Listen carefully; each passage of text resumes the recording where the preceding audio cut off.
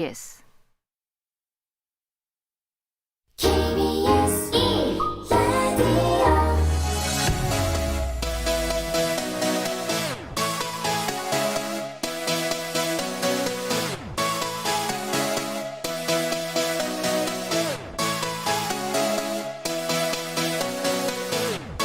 KBS 열린 토론.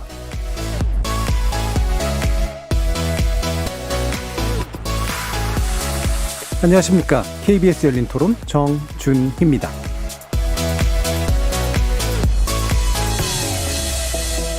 이번 주 금요일 KBS 열린 토론은 특정 이슈를 놓고 다각적으로 접근해보는 지적 호기심에 목마른 사람들을 위한 전방위 토크, 줄여서 지목전 토크로 여러분을 만납니다. 다음 달로 예정되어 있는 미국 아카데미상 시상식을 앞두고 동아시아계 감독들의 작품이 세계 영화계의 주목을 끌고 있죠. 한국계 미국인인 정의삭 감독의 미나리와 중국 출신 클로이 자오 감독의 노매드랜드가 그 주인공들인데요. 미나리의 윤여정 배우가 한국인으로는 처음으로 여우조연상 후보에 오르는 등 이들 작품은 서로 조금씩 겹치고 엇갈리면서 각각 6개 부문에서 최종 후보로 주목됐습니다. 전반부 출연자의 픽에서는 영화 미나리와 윤여정, 동아시계 영화의 어떤 새로운 매력이 미국을 비롯한 세계 영화계의 호응을 받고 있는지 전반부 출연자의 픽에서 짚어봅니다. 이어지는 제작진의 픽은 연이은 안타까운 죽음에 주목합니다. 커밍아웃 이후로 사회적으로 많은 주목을 받았던 김기용 활동가와 변희수 하사가 잇따라 세상을 떠났는데요. 이들의 죽음을 애도하며 차별금지법 제정을 촉구하는 목소리에 많은 이들이 동참하고 있습니다. 과연 성소수자들의 이딴 죽음이 우리 사회에 던진 화두는 무엇인지 제작진의 픽에서 조명해봅니다. KBS 열린 토론은 여러분이 주인공입니다. 문자로 참여하실 분은 샵 9730 누르시고 의견 남겨주십시오. 단문은 50원, 장문은 100원의 정보 용료가 붙습니다. KBS 모바일 콩, 트위터 계정 KBS 오픈, 그리고 유튜브를 통해서도 무료로 참여하실 수 있습니다. 날카로운 의견과 뜨거운 참여 기다리겠습니다. KBS 열린 토론 지금부터 출발합니다. 살아있습니다. 토론이 살아있습니다. 살아있는 토론, KBS 열린 토론. 토론은 라디오가 진짜입니다. 진짜 토론, KBS 열린 토론.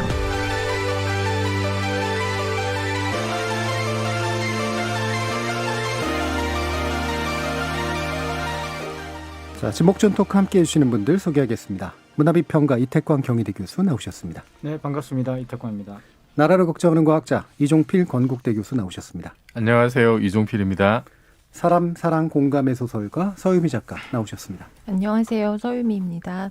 규정을 거부한다. 한국 여성 변호사의 손정혜 변호사 함께하셨습니다. 안녕하세요. 손정혜입니다. 자, 이렇게 문화비평가, 물리학자, 법률 전문가, 소설가까지 각기 다른 전공, 개성, 지식을 가지신 네 분의 출연자와 함께 만들어가는 지적 호기심에 목마른 사람들을 위한 전방위 토크, 줄여서 지목전 토크. 지금부터 출연자의 픽 시작해보겠습니다. KBS 열린 토론. 네, 미나리 봤습니다. 할머니하고 손자의 거정이 감동적이었던 것 같아요. 병이 들기 전 바로 직전에 할머니가 손자를 안아주는 그 장면. 가슴 아프죠? 미나리 보고 나왔습니다. 서정적으로 할머니 손자를 위한 사랑도 잔잔하게 잘 그려졌고 가족이 화합을 하니까 참 좋았다고 볼 수 있어요. 좀 우울하기도 했는데 인민 갖는 사람들이 처음에 고생했겠다 그렇게 보고 나왔어요. 기생충도 이제 특훈상 받고 하니까 이렇게 대한민국 영화가 앞으로 더 좋은 방향으로 발전되는 것 같아서 좋습니다. 축하하고 배우분님을 감사할 일이지만 미국 문화가 좀 더 아시아인도 좀 인정을 좀 해주고 열심히 살고 있다는 거 좀 알아줬으면 좋겠어요. 그러니까 거기서 한국 냄새라는 얘기 나오는데 저는 미국 냄새를 맡았고 굉장히 힘들었거든요. 10살 때 미국 가서 30년 살았는데 그러니까 애국심을 가지고 한국이라는 걸 알리려고 해도 듣지도 않았고 관심도 없었어요. 결국에는 미국이든 한국이든 해외에서 이민 세대들이 어느 나라 사람이든지 공감할 수 있는 그 부분이 있을 거예요. 그래서 아마 많은 사람들이 감명을 받은 것 같아요.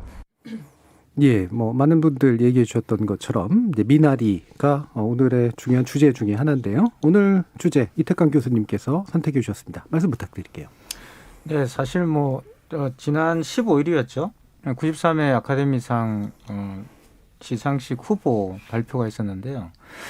그러니까 사실 기생충 때문에 이제 그럴 수도 있겠지만 이전에 우리 국민들은 뭐 오스카상 후보가 누가 되든 별 관심이 없었는데 네.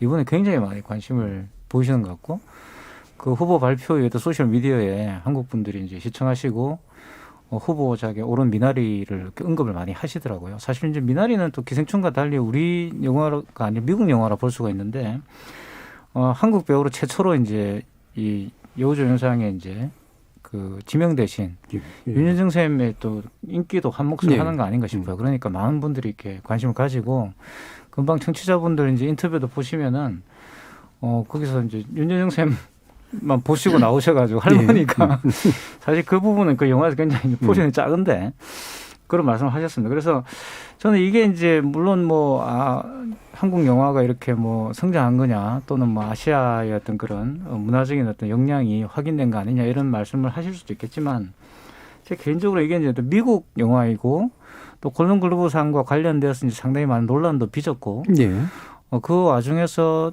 이 아시아 그렇게 미국인들의 목소리가 굉장히 많이 들렸어요.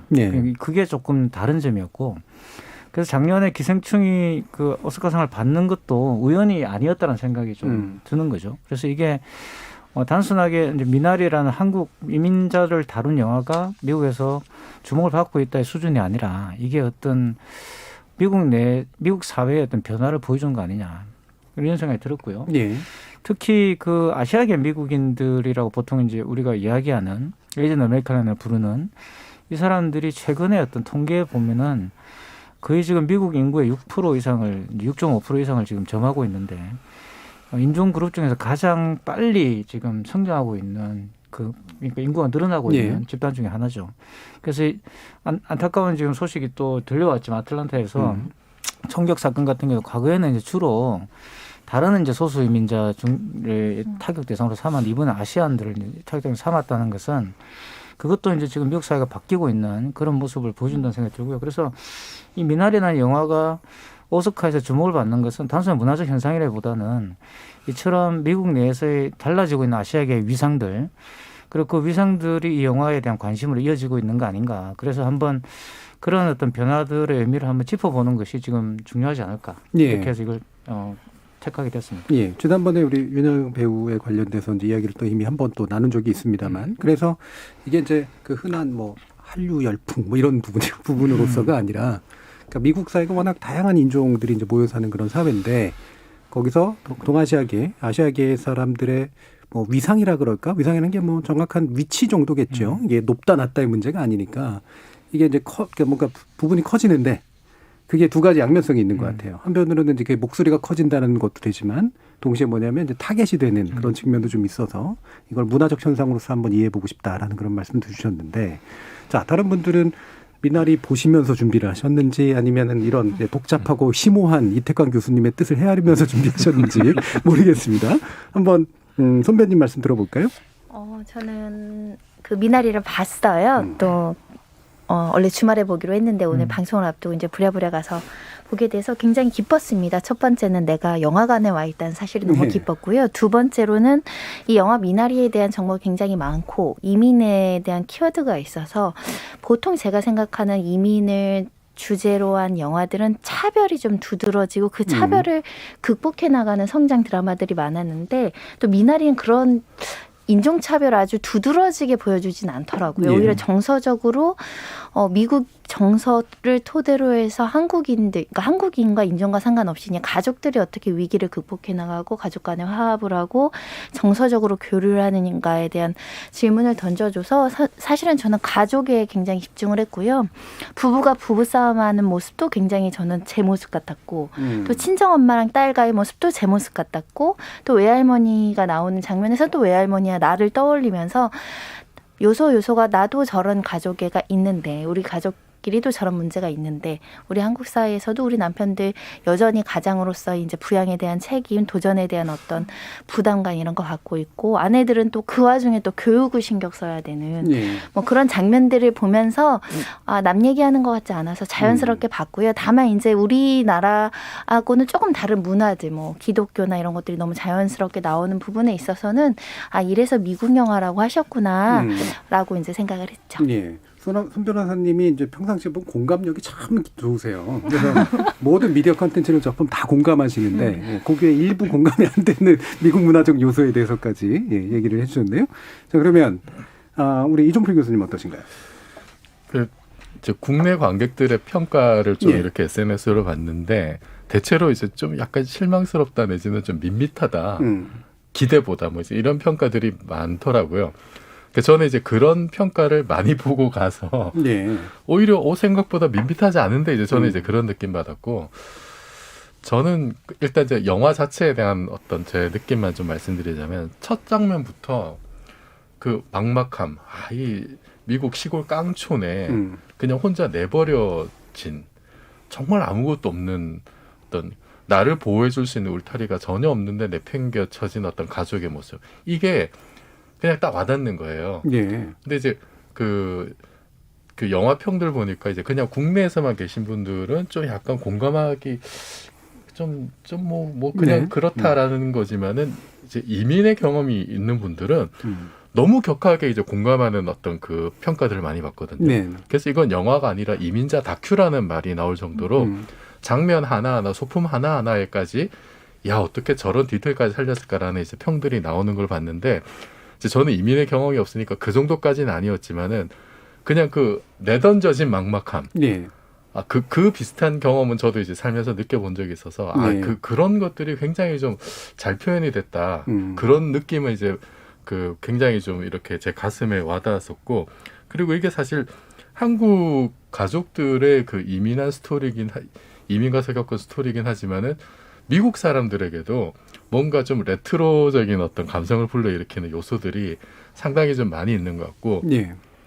주류 백인 미국인이라고 하는 사람들도 사실 몇 세대만 올라가면은 자기들도 이렇게 이민한 사람들이잖아요. 그 트럼프 대통령만 하더라도 자기 이제 할아버지 대에서 이렇게 이민 왔거든요, 독일에서. 그리고 뭐 2차 대전 전후에서도 이제 뭐 상당히 많은 사람들이 유럽에서 건너왔고. 그러니까 주류 백인들도 사실은 어릴 때부터 그런 비슷한 얘기를 듣고 자랐을 거예요. 우리 뭐 할아버지가 처음 와서 이렇게 뭐 좀 고생했다. 아마 비슷한 얘기를 들었을 텐데 그 미나리를 보면서 80년대 뭐 한국이라는 이름도 모르는 나라에서 왔던 어떤 동양의 가족의 이야기를 보면서 자기네들의 어떤 그 나라 미국이라는 나라의 어떤 정체성 이런 것에 대한 생각들도 다 한번 떠올리지 않았을까. 예. 그런 것이 미국 관객들에게 굉장히 좀 어필한 면이 있죠. 그래서 미나리가 가장 한국적이면서 가장 미국적인 영화다라는 생각이 들고 마지막으로는 참 이게 이제 배경이 80년대인데 우리 윗대 어르신들이 참 한국에서나 미국에서나 이제 정말 힘들고 고생스럽게 살았고 예. 그런데 그것이 그렇게 힘들게 살았던 삶들이 참 헛되지 않았다. 제가 이제 기생충 때도 비슷한 말씀드렸는데 우리 힘들게 살아왔던 우리 어르신들이나 이런 삶들이 지금 이렇게 후대 미나리라는 이런 또 작품들을 통해서 다시 한번 평가받고 조명받고 이런 것들이 우리가 성실하게 살아왔던 힘들지만 성실하게 살았던 삶들이 어느 정도 평가받고 보상받는 게 아닌가라는 면에서 좀 뭐 기쁘기도 하고 그랬습니다. 예. 그러면 내던져진 경험이라고 하는 게 부산에서 서울 올라오셨어요? 그런 것도 있죠. 예. 예. 그래서 이제 영화 보면 이제 바퀴 달린 집인데 막 물 새고 뭐 수도 안 나고 막 예. 이러잖아요. 뭐 저도 이제 예를 들어서 뭐 대학원생 때인가 이렇게 그 반지하에 이렇게 살다 보면은 이렇게 막 하수도 역류하고 막 이제 이런 예. 경우들이 막 이제 있었거든요. 그래서 요즘도 왜 이제 그런 얘기가 좀 이렇게 산에 올라가서 보면은 서울에 아파트가 그렇게 많은데 눈에 들어온 거 아파트 보이는데 왜 내가 살 집은 하나도 없을까? 예. 그런 고민들 다들 해보셨는데 저도 이제 젊었을 때 이제 그런 경험들이 굉장히 많았고 이 타지에서 나는 완전히 이렇게 울타리 없이 내던져진 굉장히 좀 그런 적막감 같은 걸 많이 느꼈었는데 네. 그래도 저는 어쨌든 뭐 서울은 한국이고 같은 말을 쓰고 같은 인종이고 하니까 이민 가서 겪었던 분들의 그런 어떤 그 어려움에 비할 바는 아니죠. 예. 저희 양정님이 마침 이렇게 문자 주셨는데 옛날 부산에 미나리밭이 참 많았다고. 아시네요. 미나리 꽝이 많았죠. 근데 이제 그 말씀을 드리니까 제가 생각나는데 대구 출신의 제 후배가 있는데 이 친구가 나중에 이제 미국 보통은 이제 유학 갔을 때 가장 큰 충격을 느끼잖아요. 근데 그 친구의 충격은 서울 왔을 때였더라고요. 자기는 대구에서 줄이었는데 서울에서 완전 비주류 취급받아가지고 너무 큰 충격이 있어서 미국 가가지고 너무 잘 살았다. 뭐 이런 식의 얘기를 하는 사람도 있었습니다. 자, 그러면 우리 작가님. 네.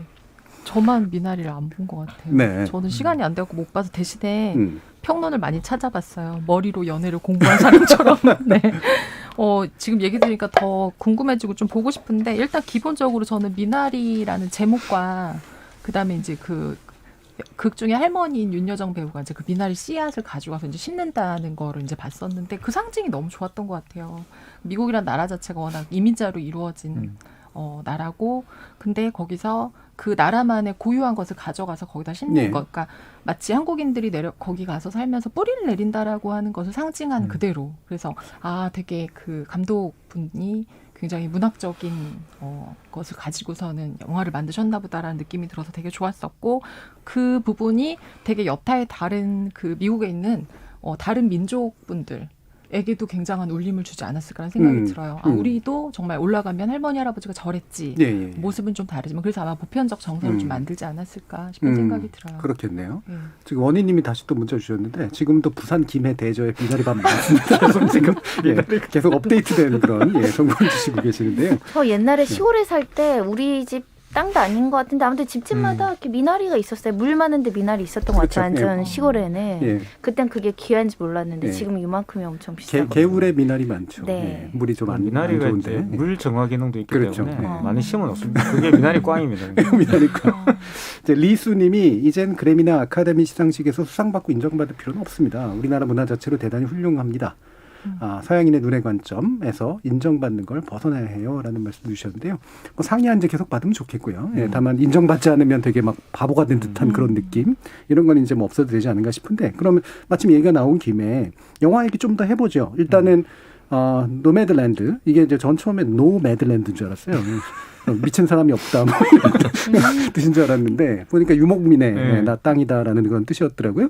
이거하고 좀 비슷하게 좀 약간 경쟁하는 듯한 느낌도 좀 들기도 하고 어떻게 좀 예상하고 계세요? 사실 저는 이게 참 이번에 정말 이렇게 만들고 싶어도 만들 수 없을 절묘한 조합이죠. 사실 그렇죠. 노매드랜드와 미나리가 둘 다 사실 미국의 정체성에 대해서 물어보는 그런 영화거든요. 굉장히 작품성도 높고 특히 노매드랜드 같은 경우는 클로이 자오라는 이제 중국계 미국 그 감독이 만들었는데 거의 영화계에서는 천재로 알려져 있는 이분이 각색하고 감독을 하면 무조건 영화가 상을 받는 그런 굉장한 영화예요. 그러니까 이미 이제 노매드랜드 같은 경우도 이제 베를린에서 상을 받았고 상당히 많은 상을 받았습니다. 100개가 넘는 지금 상을 받았고 그렇기 때문에 뭐 가장 이제 강력한 미나리의 라이벌로 이제 인식되고 있는데 라이벌이라기보다는 제가 볼 때는 같이 두 작품을 보면 미국이라는 나라에 대해서 굉장히 이해도가 높아질 수 있는 영화라고 봐요, 저는. 노매드랜드도 바로 그런 영화. 근데 이제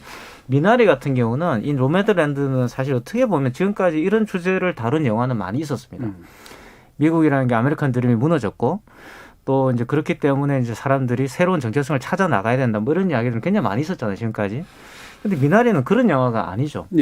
미나리는 역설적으로 아메리칸 드림을 다시 복원할 수 있다는 희망을 주는 영화예요. 그래서 굉장히 특이한 영화고 그래서 일반적인 미국 영화는 좀 다른 메시지를 주는 따뜻한 영화입니다. 그러니까 미국 영화는 대부분 미국 사회를 비판적이고 노매드랜드도 굉장히 미국 사회 비판적이거든요. 그래서 미국의 불편한 어떤 과거, 물론 미국이 뭐 잘한 건 없지만 어쨌든 그런 불편한 과거나 이런 걸 많이 이제 보여주는 그런 영화예요. 근데 사회 고발적 영화죠. 근데 이 미나리는 그런 영화가 아니거든요. 가서 이제 어떻게 보면 어떻게 화합을 할 것인가, 어떻게 공동체를 복원할 것인가고요.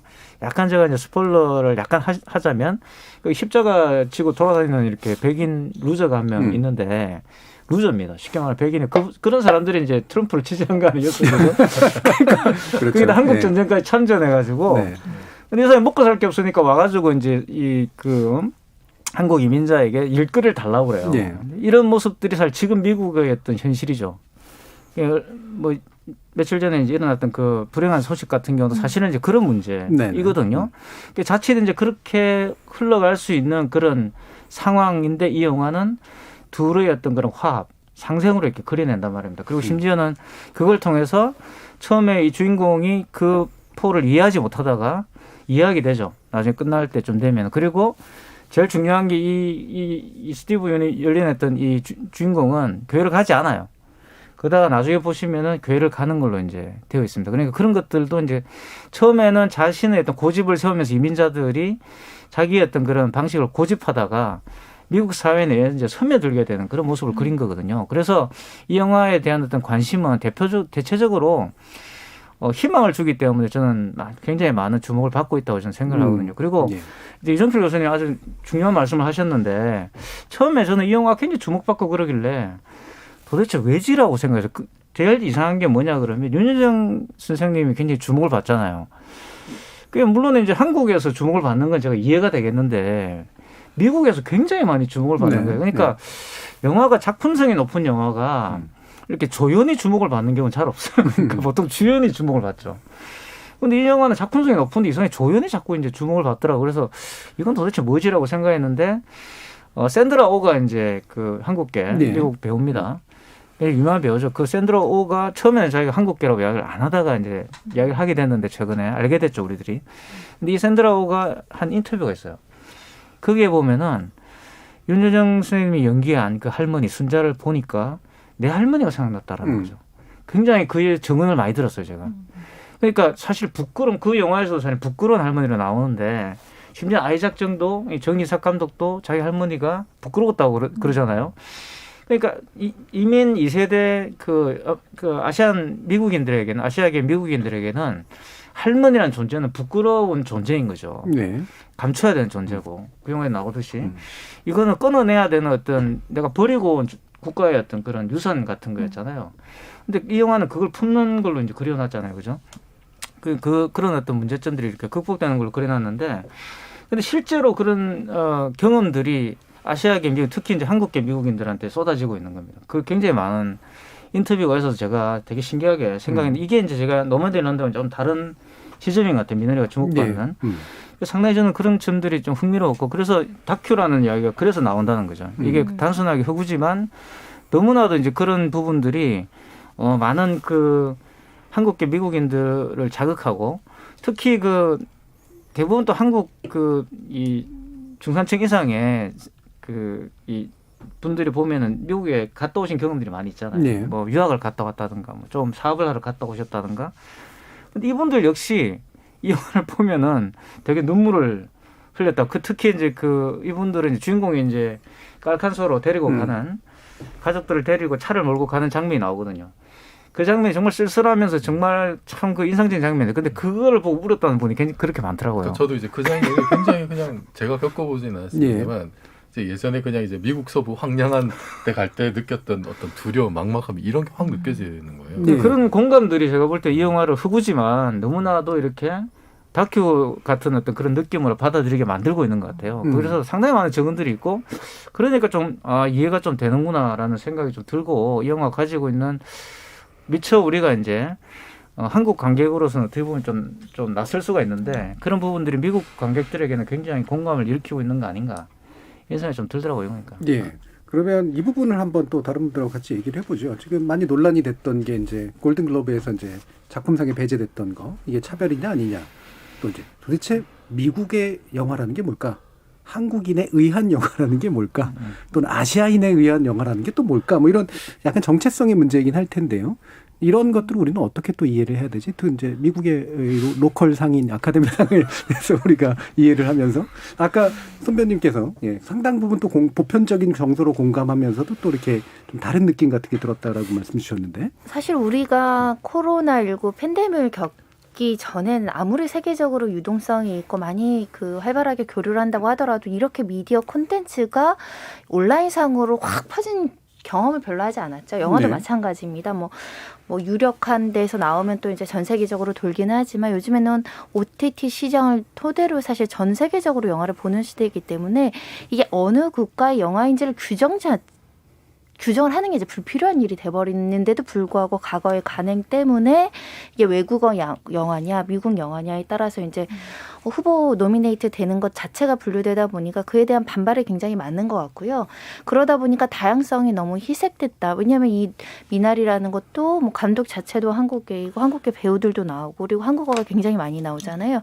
하지만 한국어가 나온다고 해서 한국에서 만든 영화로 읽혀지지가 않는 미국 정서가 훨씬 더 많은 미국 영화인데 한국어가 나오는 영화로 인식이 돼서 이걸 규정 짓는 자체가 이제 우리가 조금 보편적으로 세계화된 시대에서는 조금 낡았다라는 관념들을 이제 영화제 시상식을 보는 층 또는 시상식을 준비하는 사람들이 인식하기 시작한 것 같고 오히려 그래서 이거는 차별이다라는 문제로 가는 것 같아요. 뭔가의 폐쇄성, 우리 백인 우월주의 이런 것들을 많이 타개해 왔다고 보이지만 상을 줄 땐 또 그게 아닌 부분들 그런 것들에 대한 도전이 지금 세계적으로 일어나고 있는 것 같습니다.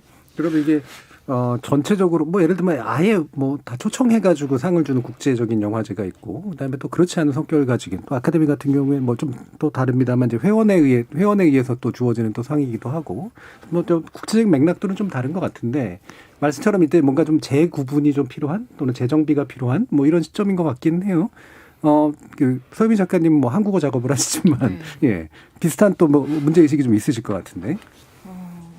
일단은 저는 이 영화는 그런 것 같아요. 진짜 한국말 많이 넣어서 미국에서 보면 외국 영화라 생각할 수도 있을 것 같은데 저는 제가 이렇게 쭉 읽어보면서는 이건 정말 미국 영화구나. 그리고 아까 말했던 이민 사회를 위한 그리고 그 작가 자신의 어떤 삶을 정리하는 자신의 정체성이나 존재를 좀 돌아보는 영화구나라는 생각이 좀 들었었고요. 그리고 미국이라는 나라가 어떻게 이루어졌는지에 대한 그래서 아까 우리 이태강 선생님이 이게 되게 좀 희망적인 영화다라고. 근데 제가 이렇게 쭉 내용을 봤었을 때 사실은 아까 다큐고 힘들다고 하시는 분도 있고 사실 마지막 장면 같은 게 불이 나고 이렇게 다 사실은 망한 것 같이 끝나는 그런 느낌이 있었는데 저는 이 영화가 사실 되게 문학적이라고 느꼈던 게 제목도 아까 상징적인 것도 그랬지만 사실 불이 난다는 것 자체가 되게 비극적이지만 사실은 굉장한 부활을 가지고 있거든요. 그래서 다 태우는데 사실 거기서 다시 시작할 수 있는 가능성. 그래서 사실 그 감독은 그런 생각을 하고 만들지 않았을 거라고 생각해요. 그냥 자기가 만들고 싶은 이야기인데 거기에 이제 한국 사람들이 나오니까 데려가서 만들었고 그래서 한국 영화다 미국 영화다라고 전혀 생각하지 않았을 거라고 생각하고 그러나 분류상은 아마도 제가 보기엔 미국 영화에 속하지 않을까 싶고 그래서 우리나라 사람들이 보기에 어쩌면 조금 밋밋한 무슨 막 약간 새마을 운동처럼 뭐 하는 느낌도 있을 수 있고 좀 밋밋할 수도 있겠다. 왜냐하면 좀 드라마틱하진 않은 것 같더라고요. 그래서 그런 부분이 있을 수 있겠다. 그러나 이제는 정말 뭐 사람이 나온다, 언어를 무엇을 쓴다고 해서 어느 나라 영화다라고 하는 건 좀 의미는 없지 않을까 싶어요. 자, 지금까지 영화를 안 보고서도 훌륭한 비평이 가능하다는 거를 서유미 작가님께서 보여주셨습니다. 저는 이런 논란 보면서 최근에 이제 쿠팡이라는 회사가 이제 뉴욕 증시에 상장을 했는데 그때 이제 논란이 됐던 게 쿠팡이 어느 나라 회사냐. 뭐 본사는 미국에 있는데 큰 손은 뭐 손정희 회장이고, 근데 실제 수익은 한국에서 다 내고 있고. 그러니까 저는 이제 일부 영역에서는 그런 식의 20세기적인 어떤 국가 개념, 영토 개념 뭐 이런 걸로 구분하기 힘든 요소들이 이제 생겨나고 있는 거고 그게 이제 뭐 쿠팡 같은 회사도 마찬가지고 이런 미나리 같은 작품도 마찬가지고 이미 뭐 이게 전혀 새로운 게 아니라 뭐 사실은 뭐 오래전부터 이런 식의 여러 나라들의 요소들이 결합을 해서 회사를 만들든 뭐 콘텐츠를 만들든 이런 일들이 많이 있어 왔는데 그것을 얼마나 자기네들의 어떤 뭐 규범 속에서 품어낼 것인가의 문제가 아니었나라고 저는 이제 보거든요. 골든글로브도 적극적으로 해석을 했다면 외국어 상에 가둬두지 않았을 거다라고 저는 생각을 하는데 근데 이제 아카데미 같은 경우에 굉장히 보수적이라고 하면서도 어쨌든 그런 비판을 들으면서 조금씩 변화되는 모습을 보여왔잖아요. 어쨌든 그런 변화의 행동이 있다는 것 자체가 저게 진짜 미국의 힘이 아닐까라는 생각이 사실은 좀 들었어요.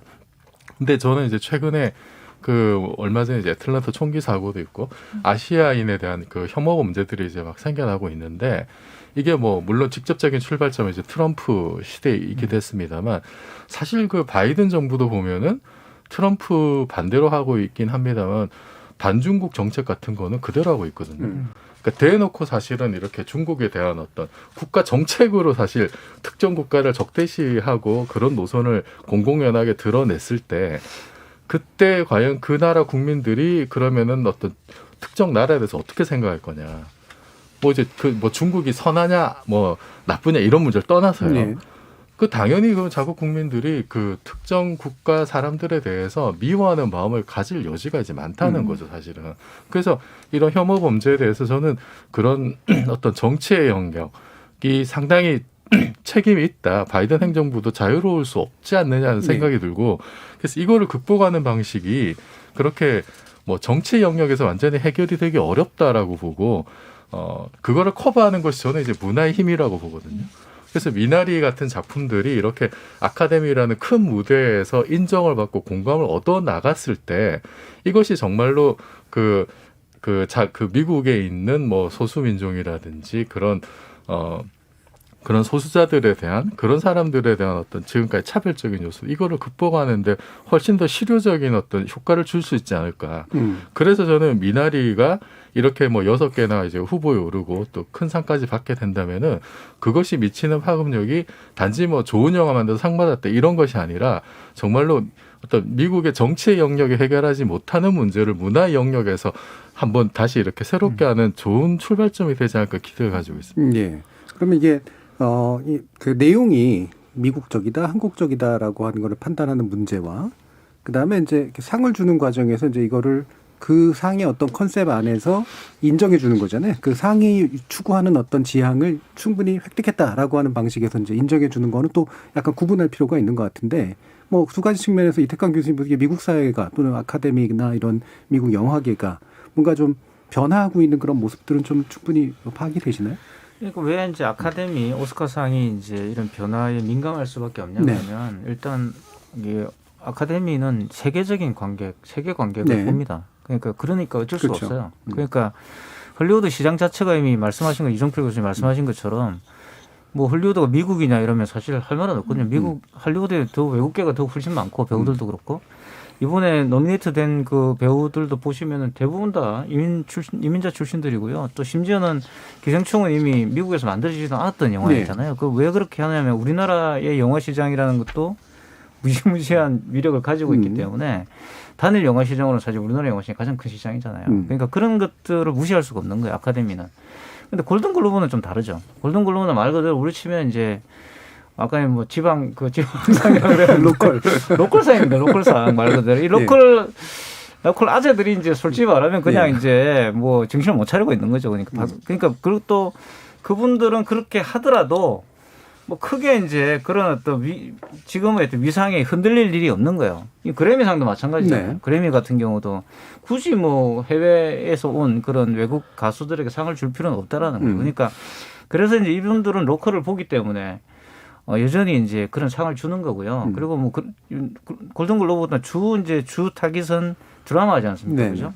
그 드라마는 기본적으로 미국 시장이 가지고 있거든요. 미국의 케이블이 있기 때문에 저는 시장에 굉장히 민감하게 반응하는 거라고 봅니다. 그래서 우리가 이제 볼 것은 아카데미상이 변화하는 것을 보면 미국 사회가 어느 방향으로 나아가는지를 볼 수 있다고 저는 보거든요. 그러니까 그래미나 골든글로브가 아닌 거죠. 그거는 따라올 것이고 아카데미상의 변화를 따라올 것이고 아카데미는 그게 민감하게 반응을 하고 있다고 저는 생각이 들어요. 그래서 아카데미가 다양성을 보여준다라는 것은 사실 이렇게 구조적 변동이 지금 일어나고 있기 때문에 저는 이렇게 오는 거라 보고요. 거기에는 명백하게 헐리우드 영화가 가지고 있는 뭐 장점이자 약점이 있죠. 그건 거대 자본이 투여돼야지만 만들어질 수 있는 장르잖아요. 이게 그냥 아무나 만들 수 있는 장르가 아니고 그러니까 지금까지 헐리우드가 세계 시장에서 우위를 점유할 수 있었던 것은 다른 나라에서 만들 수 없는 영화를 만들 수 있다라는 것이었거든요.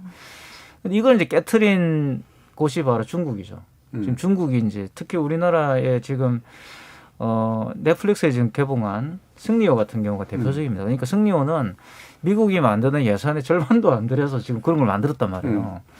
그러니까 이제 헐리우드가 지금까지 우위를 점해왔던 그런 스펙타클과 관련된 기술들이 위협받고 있는 거죠. 여기서 헐리우드가 살아남을 수 있는 방법은 뭘까요? 그러니까 오스카상의 어떤 주된 무대라고 할 수 있는 결국은 이런 변화를 받아들이고 수용할 수밖에 없는 거라고 저는 생각이 들고 그래서 미나리라든가 노마드랜드도 마찬가지겠지만 이런 그 윤여정 그 배우에 대한 어떤 그런 관심들도 저는 그런 거라고 봅니다. 윤여정 배우는 사실 미국인이 아니지 않습니까? 그러니까 이 자기들이 표방하는 그러한 어떤 이 지향점들을 수렴시키려고 그러면 궁극적으로는 이제 그런 다양성들을 많이 확보해야 되고 네.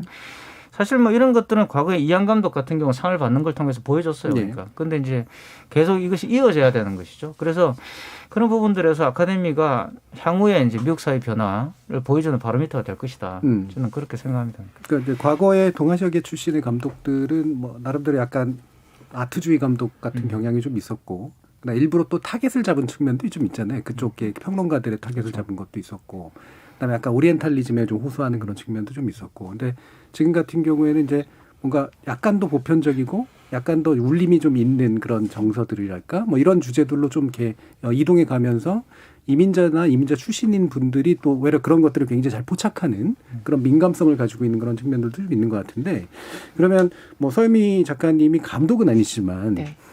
어쨌든 감독 같은 거잖아요. 그러니까 소설을 쓰신다는 게 바로 연출을 해내고 스토리 쓰고 그다음에 캐릭터 만들고 이러시는 거기 때문에, 그럼 이제 주제로서의 이민 내지 이주하는 것, 이런 것들이 어떤 매력이 있는가? 또는 윤여정이라는 어떤 배우의 캐릭터가 할머니 네. 캐릭터라고 볼 수 있는 지금의 조건에서는 또 어떤 매력이 있는가? 어떻게 네. 생각하세요? 굉장히 막중한 질문이네요. 예. 근데 진짜 그 이민이나 이주는 되게 매력적인 소재인 것 같아요. 그러니까 왜냐하면 이민자 정서나 이방인 정서는 좀 특이한 것 같긴 한데 사실 굉장히 보편적인 감정이거든요. 그렇죠. 아까 부산에서 서울 오는 것도 얘기하시지만 사실 서울에서 한 동네에서 저 동네로만 옮겨가도 피부색이나 뭐 눈동자 색도 같고 하는 말이 똑같아도 정말 그 아주 사소한 그 억양의 차이, 그저 뭐 분위기, 유행, 뭐 출신, 뭐 주거 형태, 되게 작은 것만으로도 차별도 생기고 공기가 이미 다르다는 걸 알게 돼요, 사람들이. 그래서 사람들은 사실 살면서 되게 많은 순간에 이방인 같은 기분을 느끼기도 하고, 그게 싫기 때문에 사실은 또 빨리 어딘가에 젖어들고 뿌리 내리고 싶어 하고, 그리고 그래서 거기서 뿌리 내리면 또 어쩜 또 새로 편입되는 사람들도 낯설게 바라보기도 하고, 그래서 제가 보기에는 그런 부분에서는 이 미나리가 가지고 있는 이주 이민 정서가 되게 보편적이라는 생각이 들고요. 그러면서도 그 보편이라는 걸 이 정의삭 감독이 굉장히 자신의 자전적 얘기로 풀면서 되게 구체적인 모습을 갖게 되는 거죠. 새로운 뭐 할머니도 나오고 그리고 아이들도 뭐 좀 다르고 이런 식으로 이제 만들었는데, 그래서 구체성을 확보한 것도 되게 좋았던 것 같고요. 그리고 이 윤여정 할머니가 이제 제가 영화를 안 봐서 어떻게 나오시는지 모르지만 계속적으로 강조했던 게 자기는 보편의 할머니, 한국 할머니랑 다를 것이다라고 했는데, 그래도 아마도 미국의 그 그랜드마더하고는 달랐을 것 같아요. 그래서 그 훨씬 더 한국의 할머니가 여기서 윤여정 배우가 쿨하게 연기를 했어도 훨씬 헌실적일 것이고, 제가 이제 거기서 보니까 되게 재미있는 게 그 아이한테 한약을 사다 주는데 아이가 그걸 버리고 이제 이렇게 굉장히 그렇게 했는데도 할머니가 그걸 받아주는, 손자의 어떤 그 만행을 받아주는 그런 부분에서 훨씬 더 헌신적이고 좀 너그럽고 위트 있고 그런 할머니로 보이면서, 한국 할머니 했을 때 아마 미국 사람들이 가지고 있는 생각이 있었을 텐데 비슷하지만 다른 지점, 그게 되게 매력적이었을 것 같아요. 그래서 그 부분이 아마 비슷하지만 매력적이어서 그 부분이 아마 굉장히 좀 사람들에게 재미를 주지 않았을까 싶어요. 제가 최근에 보니까 이제 커뮤니티에 많이 떠돌아다니는 이미지인데, 그 어머니나 할머니들이 가지고 있는 보편성을 찾아냈더라고요. 전 세계에 걸쳐서. 어머니가 보는 나는 언제나 잘생겼고 할머니가 보는 나는 언제나 깡말랐다. 자, 이런 뭐 내용들이 어떻게 또 받아들일지 모르겠습니다만, 뭐 몇몇 분들이 또 문자 주셨는데요. 이정환 님이 저희 오빠 가족도 미국으로 이민 가실 때 배추 등의 씨앗을 가지고 가셨습니다. 지금은 돌아가신 오빠가 문득 그립습니다. 이런 이제 채소 같은 것이 주는 그 고향의 정서가 분명히 있죠. 그 동네에서 구할 수 없는. 9982님, 미나리는 자생력이 강합니다. 전주에도 미나리 깡이 많습니다. 부산 아닌 전주에 또 부심이 나왔습니다. 자, 역시 KBS 1라디오는 전국적입니다. 자, 그리고 손우김님, 미나리는 삼겹살이 제맛이죠. 라는 문자도 주셨네요. 자, 1부에서 우리 미나리를 매개로 해서 미국이 어떻게, 특히 아카데미가 어떻게 변화하고 있는가, 다양성이란 무엇인가, 또 보편성이란 무엇인가라는 문제를 가지고 함께 논의해 봤는데요. 출연자의 픽은 여기서 마무리하겠습니다. 여러분께서는 KBS 열린 토론과 함께하고 계십니다. 토론이 세상을 바꿀 수는 없습니다. 하지만 토론 없이 바꿀 수 있는 세상은 어디에도 없습니다.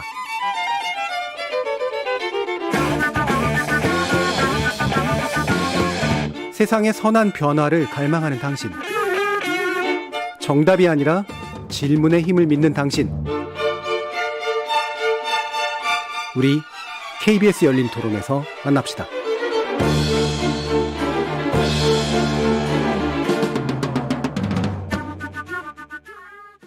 성전환 수술한 그 군인이 강제 전역을 하라고 했는데 결국은 자살했다고 들었거든요. 근데 사실 군대라는 데가 되게 보수적인 집단이라 내부적으로 보는 시선이 되게 곱지 않았을 것 같긴 하거든요. 그래서 아직까지는 군대라는 조직 자체가 그런 걸 수용하기에는 좀 이르지 않나 생각도 들고요. 이 사람을 어쨌든 뭐 성전환자나 성소수자라는 입장으로 볼 것이 아니라 그냥 우리 가족, 친한 동료라고 그냥 사람이라고 생각했을 때는 별반 다를 수가 없는 사람이라고 생각을 해요. 특히 우리나라가 더 선진화되고 발전을 하기 위해서는 다양성을 포용하는 그런 시민의식이 높아져야 되지 않나라는 생각이 많이 들고요. 성소수자에 대해서 애초에 그 단어 자체를 만든 게 그 자체로 차별이 될 수 있기 때문에 성전환 수술했다고 그래가지고 자동 전역을 시켜버린 거 아닙니까? 우리나라에서는 이런 게 지금 아마 처음이니까 뭐 이런 일이 벌어진 것 같은데 우리도 그런 성소수자들 이런 것도 좀 수용하는 그런 방향으로 가야 되는데 첫술에 배부를 수가 없지만 이걸 갖고 이제 하나하나 깨우쳐 가야겠죠. 좀 언론에서도 큰 책임이 있다고 봐요. 지적 호기심에 목마른 사람들을 위한 전방위 토크 2부 제작진의 픽은 차별과 혐오에 관련된 이야기를 나눠보게 될 텐데요. 문화비평가 이태광 경희대 교수, 물리학자이신 이종필 건국대 상호교양대 교수, 서유미 작가, 손종희 변호사 이렇게 네 분과 함께 해주고 있습니다. 지금 변희수 전 하사, 그다음에 이분뿐만 아니라 이은영 극작가는 김기용 전 퀴어 문화축제 공동조직위원장이셨던 분들이 시차를 두고 잇따라 세상을 떠나셨는데 이게 참 상징하는 바가 굉장히 많은 것 같습니다. 그래서 일단은 뭐 이 부분은 한 네 분의 간단한 또 전반적 의견을 한 번씩 듣고 또 얘기를 좀 나눠볼까 싶은데요. 어떻게들 보고 계신지 먼저 손 변호사님 말씀도 들어볼까요? 일단 육군에서 강제 전역을 했을 경우에 이제 법률적으로 이제 뭐 인권위원회에서도 나서고 행정소송도 하겠고 그래서 좀 지켜보자라고 했는데 그 사이에 이제 돌아가셔서 극단적인 선택을 해서 굉장히 안타까웠고요. 우리가 이 성소수자들을 군인으로 못 받아들이는 것을 바꿔야 된다고 주장을 하는 와중에 결국 이렇게 극단적 선택이 내몰렸다는 건 인간으로서도 우리가 수용을 못 해준 분위기가 이분에게 공격적으로 다가온 걸 우리가 방치한 것 같고 이 소송의 추이를 보니까 행정소송이 이제 진행이 되는데 이제 뭐 코로나도 있었고 재판이 연기되기도 했었고 육군 측에서 답변서도 안 내고 한 6개월 정도 공전이었던 것 같아요. 법률적인 절차도 신속하게 못 들어간 거죠.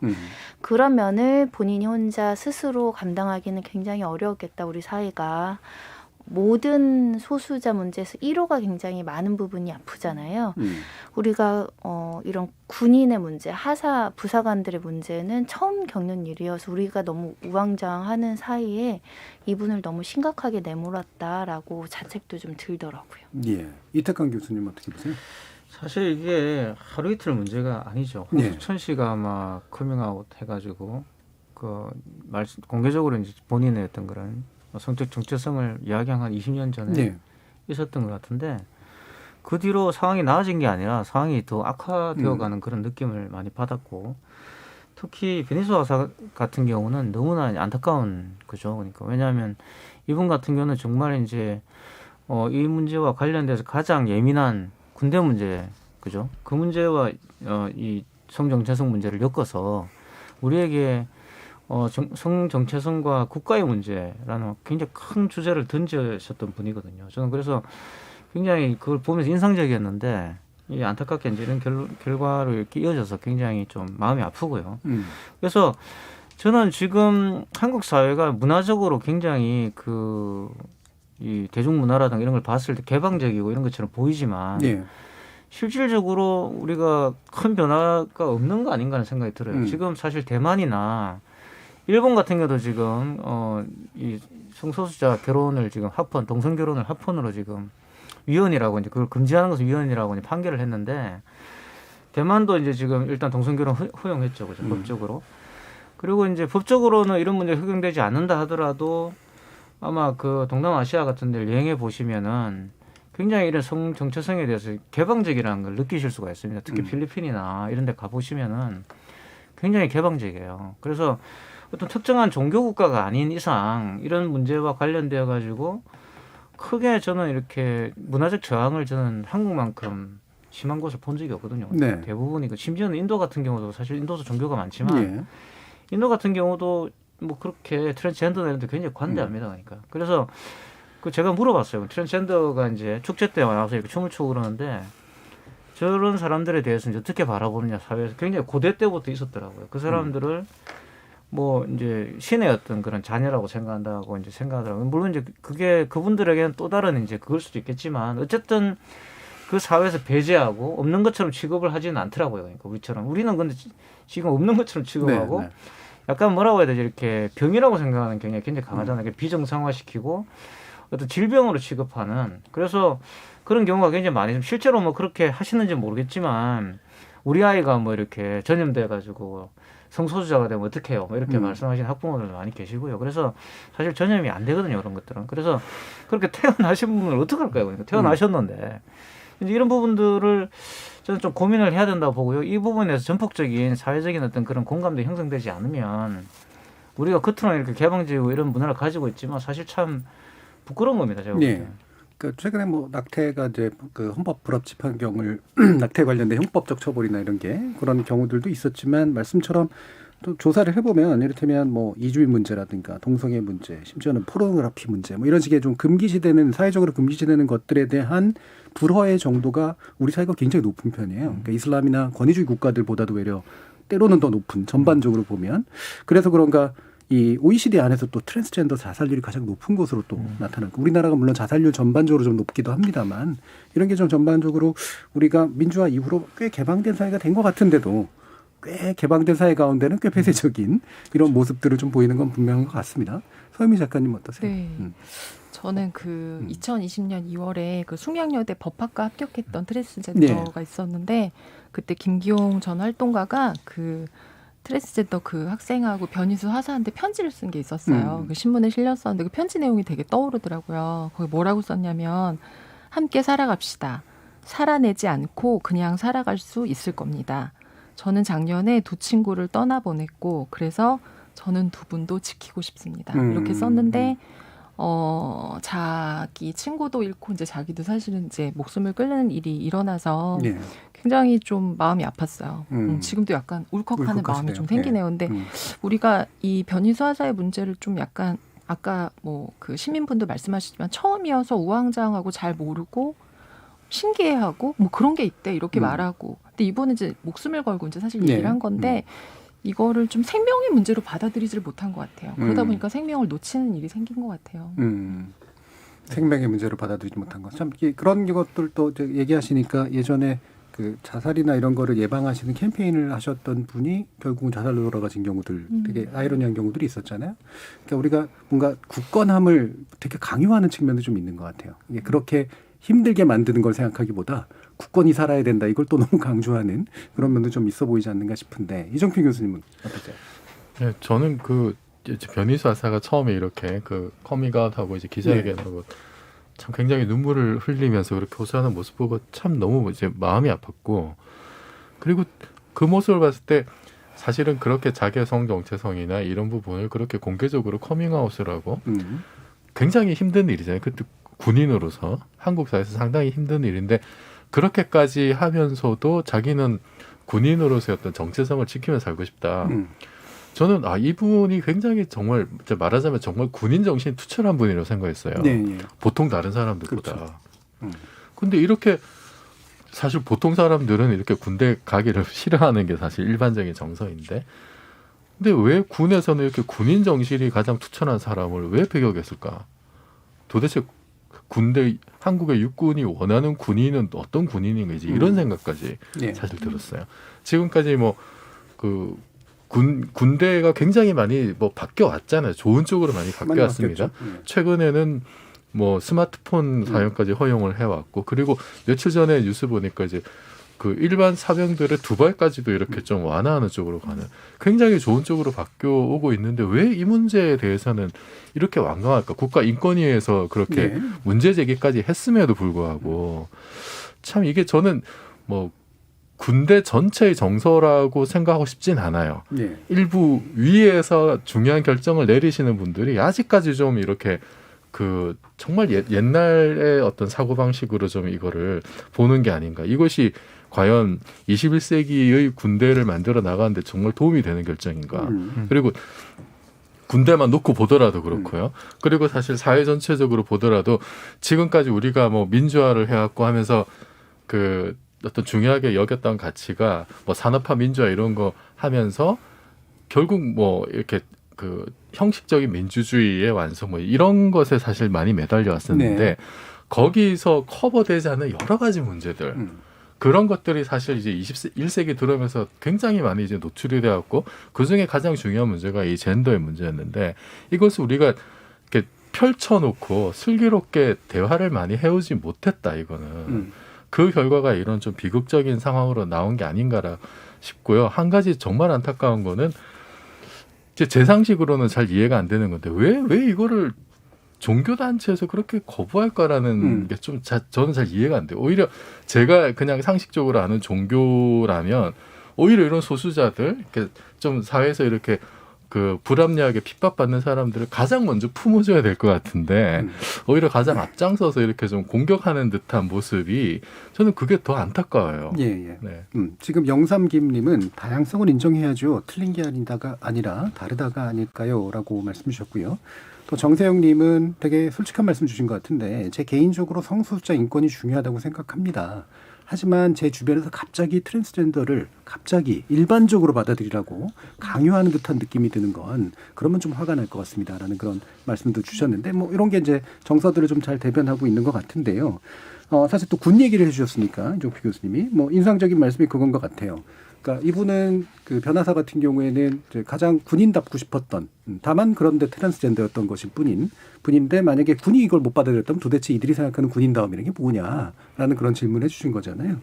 근데 이 부분 보면 미국 같은 경우도 동성애 문제라든가 이런 게 많이 뭐 자유로운 나라에 좀 더 속하긴 하지만 최근 들어서야 이제 행정명령이 좀 나와서 이제 공복무 입대를 허용하는 것도 이런 경우를 보이는 거 보면 군이란 집단이 가지고 있는 특성도 좀 있긴 있는 것 같아요. 이탁근 교수님 어떻게 생각하세요? 사실 이제 이 성정체성 문제가 아까 전에 이제 제가 변희수 하사 같은 경우 이 문제를 정면으로 제기한 경우라고 제가 말씀을 드렸는데 굉장히 이제 어떻게 보면 근대 이후에 많은 정치 사상가나 또 이제 그 문화비평가들이 이런 문제와 관련돼 있어서 굉장히 많은 이야기를 했죠. 근데 결정적으로 뭐냐 그러면 인류가 성소수 다시 말하면 이제 동성애 같은 그런 성소수를 부정하게 된 것은 굉장히 최근의 일입니다. 근데 국가가 등장하면서 이루어졌던 것이고요. 이전에는 사실 성소수성이라고 부르지도 않았죠. 쉽게 말하면 여러 성적 선택 중에 하나로 받아들이고 있었어요. 심지어 중세까지도. 근데 그게 왜 그러면 이제 근대 국가의 형성과 더불어서 이게 성소수성으로 바뀌게 되고 그것을 비정상적인 어떤 성적 정체성이라고 말해지게 됐냐 그러면 바로 재생산 때문에 그런 겁니다. 애를 낳아야 되기 때문에. 성소수자들은 이제 애를 놓지 못하지 않느냐. 그래서 그 정상이라는 것을 말 그대로 결혼해서 아기를 생산할 수 있는 그런 사람들을 정상으로 인준해주고 나머지는 다 비정상으로 만들어버린 거예요. 근데 그거는 굉장히 문화적이고 이제 이데올로기적인 것이지 절대 이제 생물학적이지도 않은 거죠. 왜냐하면 우리는 기본적으로 다양한 성을 가지고 있거든요. 우리가 지금 그렇죠. 저는 남성으로 결정되어 있지만 제가 얼마나 여성이 될 수도 있어요. 예를 들어서 여기서 다 이제 우리 손변 선생님이나 소유미 작가님 다 사라져버리고 지구상에 여성이 다 사라지면 여기서 여성이 나타납니다. 그게 생물계의 기본적인 변화예요. 그러니까 생물학적으로도 안 맞는 거죠. 우리가 성소수자를 배제하고 하는 것들은. 제가 보기엔 이특강 교수님 한 60% 남성. 100% 아닌 것 같아요. 뭐 하여튼 뭐 그런 뭐 썰이 있죠. 그러니까 그건 하나의 썰이, 가설이 학설인데. 어쨌든 그 자연계에서는 그런 일이 일어나죠. 실질적으로는. 그래서 그런 것들을 결정하는 것들은 굉장히 문화적이고 이데올로기적인 측면들이 있는 거죠. 그러니까 그런 부분들을 생각하셔야 되고 그래서 근대 국가의 형성과 이러한 이 성을 바라보는 관점들은 밀접한 관련이 있다는 거예요. 그래서 청취자분이 말씀하신 것처럼 우리가 성소수성을 일반성으로 받아들이자 이런 이야기가 아니라 이러한 분들도 국민인데 그러면 우리가 국민성이라는 걸 만들었잖아요. 근대 국가라는 걸 만들어서 그 안에 국민형을 규정하는데 그렇다면 이 사람들은 뭐냐 그러면 세금도 내고 이분들은 이 땅에 다 살고 있고 이런 분들을 어떻게 국민으로 받아들일 것을 논의하는 법적 제도라든가 또는 행정적인 그런 여러 가지 시행령들을 만드는 것이 지금으로서는 우리의 근대 국가가 가지고 있는 여러 가지 모순들을 해결할 수 있는 방법이라는 거죠. 그러니까 뭐 내가 성소수자에 대해서 이렇게 생각한다 저렇게 생각한다 이런 논의들도 하는 것도 중요하지만 제가 볼 때는 이거는 명백하게 국가를 재구성하는 문제와 관련이 있다는 거예요. 왜냐하면 당장 우리나라를 보십시오. 우리나라가 국가를 과연 성공을 했을까. 경제적으로 성장했지만 예. 재생산이 안 되고 있지 않습니까 지금. 그렇죠. 출생률이 기존 제도에 뭔가 문제가 있다는 얘기죠. 아니 이건 뭐 성소수자가 완벽한 게 없는 거예요. 그냥 네. 결혼 안 하시잖아요. 많은 분들이. 그죠? 아니 국가가 이 꼬라지가 됐는데 지금 뭘 지금 성소수자를 배제하니 많이 좀 그러고 있겠어요. 지금 빨리 국가가 지금 망해가고 있는데 그죠? 그래서 여기에 또 그런 이민을 받아서 뭐 노동력 충당하고 이런 생각을 하시는 분도 계시겠지만 그렇게 되면 또 거기에도 다른 차이가 발생하지 않습니까? 거기에서는 또 어떻게 할 거예요? 우리가 네. 뭐 그러면 우리는 뭐 우수한 민족이고 나머지들은 뭐 이민 오신 분들은 우수하지 않은 민족이다. 이렇게 규정하면 나치가 옛날에 그렇게 했죠. 나치가 독일의 나치들이 우리가 그런 국가를 만들 수는 없잖아요. 그러니까. 그러니까 뭔가 이거는 우리에게 굉장히 심각한 제가 볼 때는 앞으로 지금 닥쳐오고 있는 문제를 해결하기 위한 논의이지 절대 뭐 이거는 뭐 그 사람들이 뭐 그 사람들을 우리가 어떻게 봐야 되는가 이런 문제가 아니라는 거예요. 지금 굉장히 중요한 저는 문제라고 보고 이게 그래서 변희사 여사가 제기했던 그 문제 군인 정신이 뭐냐 그러면 이 네. 질문은 우리가 지향하는 국가가 뭐냐라는 질문이에요. 궁극적으로는. 그러니까 이제 말씀 주신 거로 보면 결국 우리가 흔히 뭐 인식, 문화 뭐 이렇게 이제만 생각하기가 쉬운데 결국에는 차별이 시작했던 것도 국가의 목적으로 제도의 영역 속에서 일어난 일이었고 지금 그 근대 국가가 제도적으로 하고 있는 것들이 뭔가 잘못 작동하고 있다는 게 너무 뻔해진 상황에서는 결국은 법이나 제도를 재구축하는 방법뿐이 없는 거 아니겠느냐라는 그런 말씀이신데 지금 4124님이 성소수자도 우리와 다르지 않은 소중한 국민으로서의 차별 없이 생존권이 보장되는 사회가 되어야 되지 않을까요? 너무나 슬픈 현실을 받아들이기가 힘드네요. 보직 재배치 등의 배려책을 고민해봐야겠습니다라는 의견도 주셨고요. 8271님은 조금 맥락이 다른 의견을 주셨는데 변호사님의 힘든 점은 공감할 수 있으나 휴가 기간 수술을 받고 와서 여군으로 받아주길 바라는 건 기존 여군들의 인권을 고려하지 않은 게 아닐까요? 제대한 후에 수술을 마친 후 다시 여군에 지원했다면 어땠을까 생각됩니다라는 그런 의견도 주셨는데 자 그럼 손변님 지금 기존에 이제 진행되고 있던 그 이의제기 절차하고 법적 처리 절차는 어떤 거였으며 어떤 제도적 장벽들이 좀 있었던 건가요? 강제 전역과 관련해서 이제 마지막으로 이제 구제책으로 선택한 건 행정소송이었죠. 이렇게 네. 강제 전역을 했던 근거는 그러니까 남성으로서 어떤 성기나 이런 것들을 이제 성 전환 수술을 하다 보니까 고환이 없는 장애다. 심신 그 3급의 장애를 받았으니까 장애를 받았으니까 전역해라라는 네. 처분이었어요. 아주 특수한 상황을 고려하는 규정 자체가 이제 육군에 없었다라는 문제이고 그러네요. 뭐 인권위 권고가 들어오고 유엔 권고가 들어와도 그냥 법원 가서 다투라는 게 군의 입장이었어요. 그래서 법원을 갔는데 이제 제대로 된 실질적인 공방이나 변론이 제대로 이루어지지 않았죠. 통상적으로는 소송 당사자가 죽으면 공소기가 소위 이익이 없다고 이제 보거든요. 이 사람의 어떤 강제 처분을 취소할 이익이 없어졌잖아요. 사람이 돌아가셨기 네, 때문에. 그렇죠. 그런데 이제 지금 공동소송 그 대리하는 대측에서는 이제 성명서를 내서 그럼에도 불구하고 우리는 소송을 끝까지 이어가서 이 불법성 이원적인 부분들을 우리는 확인을 받고자 한다. 그래서 지금 꺼내든 게 군 복무 중에 극단적인 선택으로 사망을 하더라도 유족급여를 받거나 보상을 받는 경우들이 있을 수 있거든요. 예. 이걸 유지하는 것이 실익이 있다라고 이제 법률적인 다툼을 할 것으로 보이는데 그걸 법원에서 받아들여질지는 조금 지켜봐야 되고요. 저도 이게 왜냐하면 처음 나올 수 있는 선례였는데 이마저도 판단이 안 나오면 예. 어느 누구도 정치적이든 법적이든 그렇죠. 책임을 지지 않는 문제가 있고 사실은 아까 미국에서 이렇게 트랜스젠더 군 복무를 허용했던 것은 정책적으로 연구 용역을 시켰기 때문에요. 정치권에서 그럼 군 사기가 저하되는지 군 사력이 저하되는지 우리 용역을 한번 해보자. 네네네. 연구를 해보자. 근데 우리나라는 이미 변호사 사건이 등장한 지 꽤 됐잖아요. 그래서 어느 누구도 이것을 그런 식의 연구나 프로젝트를 하지 않죠. 예. 사실 정치인들이 굉장히 무서워하는 겁니다. 그렇죠. 이거를 발언조차 하는 이게 이슈로 토론으로 올라오는 것조차 너무 두려워하고 떠올려 보시면 퀴어 축제 동의하냐 그러면 다 차별해서는 안 되지만 저는 동의하지 않습니다가 거의 모범답안이거든요. 예. 그만큼 너무 예민한 주제여서 어느 누구도 책임지지 않는다. 그럼 법원은 그래도 판단을 내려줘야 되잖아요. 그래서 저도 끝까지 갔으면 좋겠습니다. 예, 심지어 딴 데 가서 축제하는 게 좋겠다. 뭐 이런 식의 얘기를 하시는 분도 있어서요. 자, 이게 참 문제가 좀 여러 가지로 심각한 것 같은데 되게 정확한 부분을 지적해 주신 게 선배님께서 그러니까 결국은 제도로 바꿔야 될 사람들이 이 제도를 바꾸기 위한 움직임을 하기가 굉장히 어렵다라는 게 문제고 이게 MBC에선가 아마 다뤘던 내용 같은데 정치인들이 왜 이걸 두려워하느냐.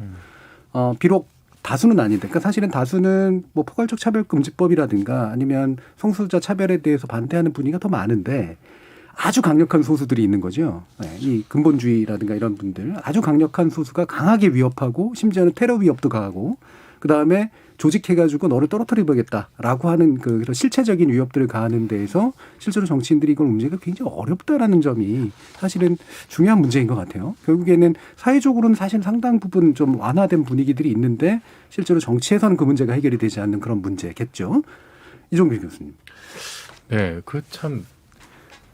옛날에는 이렇게 2000년도 초반이었는데 낙천 운동이 굉장히 이제 화제였었는데 이게 사실 좀 이제 다른 쪽으로 이렇게 좀 활용된 사례가 아닐까. 누군가가 특정 국회의원들한테 우리만 안 들으면은 다음에 떨어뜨리겠다. 이게 상당히 좀 위협이 될 수 있을 것 같고. 근데 넓게 보자면은 그 어떤 뭐 이익단체나 이런 사람들이 이제 자기들이 선출하는 정치인에 대해서 그런 얘기를 할 수는 있죠. 할 수는 있는데 그게 특정한 사람들에 대해서 뭔가 차별을 허용을 하고 계속적인 어떤 핍박의 어떤 수단으로 이렇게 작용하는 거는 일단은 그 자체로 저는 굉장히 참 이게 좀 정당하지 못하다. 특히나 뭐 주역으로 이제 생각되는 분들이 이제 특히 이제 종교 단체와 이제 관련된 분들이 이제 많은 걸로 그렇게 지금 얘기가 되고 있는데 그게 과연 종교의 가르침인가? 아니 죄 없는 자 돌을 던지라. 그렇게 예수님이 다시 얘기하면은 그분들 나와서 먼저 돌을 던지실 것 같아요. 저는 그게 참 일단 잘 이해는 안 되고 정치인들한테 좀 더 양심의 소리에 맞게 이제 좀 행동을 해줬으면 좋겠다라고 참 말은 하고 싶은데 근데 이제 그분들도 이제 뭐 먹고 살다 보면은 뭐 이제 자기들 뭐 진짜 어떻게 보면 또 생계의 문제일 수 있지만은 그래서 저는 좀 거기에 맞설 수 있는 그런 한쪽의 어떤 뭐 압력과 로비에 맞설 수 있는 다른 목소리를 더 키워야 되는 거 아닌가. 그래서 우리가 사는 사회에서는 이런 목소리만 있는 것이 아니라 오히려 지금 포괄적인 차별금지법에 대해서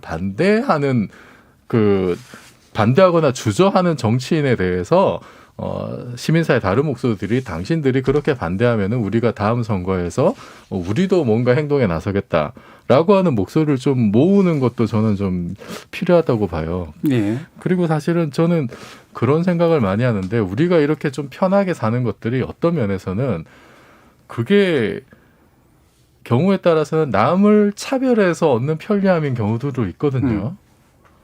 근데 이거를 좀 인식을 해야 된다. 그리고 우리가 사실은 뭔가 문명사회를 이룬다고 하는 것은 불편함을 감수하는 거거든요. 네.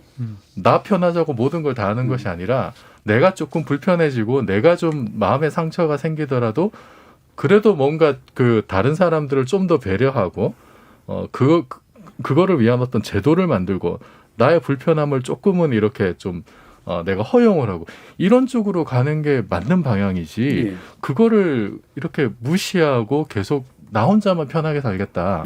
이것이 저는 옳은 방향이라고 생각하지 않아요. 512님이 비슷한 문제의식을 가지고 또 말씀을 주셨는데 우리 사회의 여러 문제들을 볼 때 드는 생각, 정치 리더들의 철학적 사유가 부족하다는 것입니다. 라는 의견 주셨고요.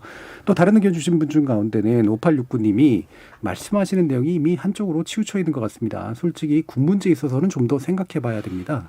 군대는 몸이 재산입니다. 휴가 때 다쳐서 돌아와도 영창감인데 성전환 수술을 해왔다면 군에서 쉽게 받아들일 수 있는 부분은 아니라고 생각합니다. 라는 의견 주셨고요. 또 0385님은 성소수자를 우리가 다 이해할 필요 없고 이해할 수도 없다고 봅니다. 그냥 그 존재를 인정하면 됩니다.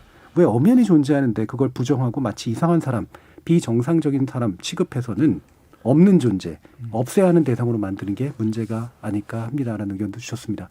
자, 그럼 서유미 작가님. 네. 이런 게 결국은 뭐 사람들의 어떤 전반적인 인식이나 문화나 뭐 그다음에 제도나 이런 것들이 같이 이제 좀 보조를 맞춰서 이제 나가야 될 그런 문제일 텐데 이런 주제로 뭐 작품을 쓰실 생각은 없으세요? 갑자기요. 근데 인간은 특히 자본주의 사회에서 현대 사회에서 사실 평등하지 않다는 걸 우리가 너무 알잖아요. 예, 그렇죠. 사실은 그냥 이렇게 태어나도 날 때부터 삶이 되게 공평하지 않구나. 되게 불평등하구나. 살기가 힘들구나. 이런 생각을 해요. 그리고 가만히 내버려두면 인간은 되게 자연스럽게 그런 상태를 받아들이게 되는 것 같아요. 우리가 앞에서 미나리 얘기했었지만 차별을 하기는 되게 쉬운 것 같아요. 차이를 찾기가 너무 쉽거든요. 네. 그래서 뭐 더 나은 걸 보기도 쉽고 더 부족한 걸 찾기도 되게 쉽고 차별이라는 것 자체가 약간 폐쇄된 그 방 안에 우리가 모여 있는 것 같다는 생각이 좀 들어요. 그러니까 자연스럽게 생기는 거죠. 누가 거기 독가스를 꼭 뿜어서가 아니라 네. 사람들이 안에 고여 있으면 자연스럽게 공기는 쾌쾌해지고 그래서 저는 좀 아까 이제 그 정치인들이 눈치를 보는 것도 있지만 사실은 개별적인 정치인들의 의식도 저는 사실 어쩌면 자신의 것을 그쪽으로 미루고 자기의 것을 숨길 수도 있다고 봐요. 근데 네. 그런 일을 한다라는 사람들의 의식 자체, 자신에 대한 좀 고민도 필요하고요. 그래서 저는 좀 이게 계속적으로 우리가 좀 주의를 살피고 계속적으로 환기를 해야 되는 것. 이게 되게 필요한 것 같아요. 예. 자, 이제 마무리할 때가 됐는데요. 우리 이태강 교수님이 4월 1일부터 연구년을 가십니다. 그래서 대만 국립대학에서 1년을 가시게 되는데요. 돌아오시겠죠. 아무래도. 네, 한동안 이제 못 보게 될 것 같아서 우리 이태강 교수님의 마무리 발언을 네. 들어야 될 것 같습니다. 제가 참 애정하는 프로그램이 열린 토론이었고요. 그러니까 사실 뭐 토론이 이 모토이기도 하죠. 토론이 바꿀 수 있는 것이 없을지 모르지만 토론 없이 또 뭔가를 바꿀 수는 없는데 정말 우리 사회가 지금 너무 토론을 잊어가고 있는 것이 아닌가 하는 생각이 드는데 그런 토론의 어떤 자리. 사실 이런 문제도 정치인들이 좀 이런 걸 토론했으면 좋겠어요. 네, 정치인들이 네. 모여서 맨날 상대방 욕이나 하고 뭐 이상한 소리나 하고 있지 말고 이런 문제를 놓고 정말 피가 터지게 좀 싸우고 하는 자리가 됐으면 좋겠고 저는 이 성소수자 문제는 명백하게 우리가 해결하고 가야 되는 문제라고 봅니다. 그리고 이거는 토론에 그치지 말고 구체적으로 문제를 진단하고 네. 이 문제를 해결해야지만 우리가 온전한 국가라고 부르는 것들 우리 지금까지 국가라는 것은 누군가를 배제해오는 그런 국가였잖아요. 그 국가에서 포용할 수 있는 국가. 그래서 포괄적 차별금지법이나 좀 제발 좀 해넘기지 말고 이 올해는 꼭 제정했으면 좋겠어요. 그럼 4월 1일 나가시는데 백신 못 맞고 나가시겠네? 네, 백신은 아직 뭐 가서 맞아야 되지 않을까 싶은데. 가서 차별 없이 맞을 수 있을 거라고 기대하시는지 모르겠습니다. 외국인한테 잘라준다는 소리 들었습니다. 자, 0290님이 불편함, 부당함은 극복을 하고 개선은 해야 될 문제이지 감수하고 이해하면 더 나아지지 않습니다. 선진국으로 나아가려면 불편함을 극복하고 나아가야 합니다. 소수자를 차별하는 것도 극복해야 할 부분이다라고 하는 의견 주셨습니다. 자, 오늘은 이제 지목전 토크로 두 가지 주제 가지고 이야기를 나눠봤는데요. 함께해 주신 그리고 당분간 못 보게 될 아쉬운 문화비평가 이태강 경희대 교수님 그리고 앞으로도 계속 계실 것 같은 물리학자이신 이종필 건국대 상호교양대 교수님 소설가 서유기 작가님 그리고 손정혜 변호사님 네 분 모두 수고하셨습니다. 감사합니다. 감사합니다.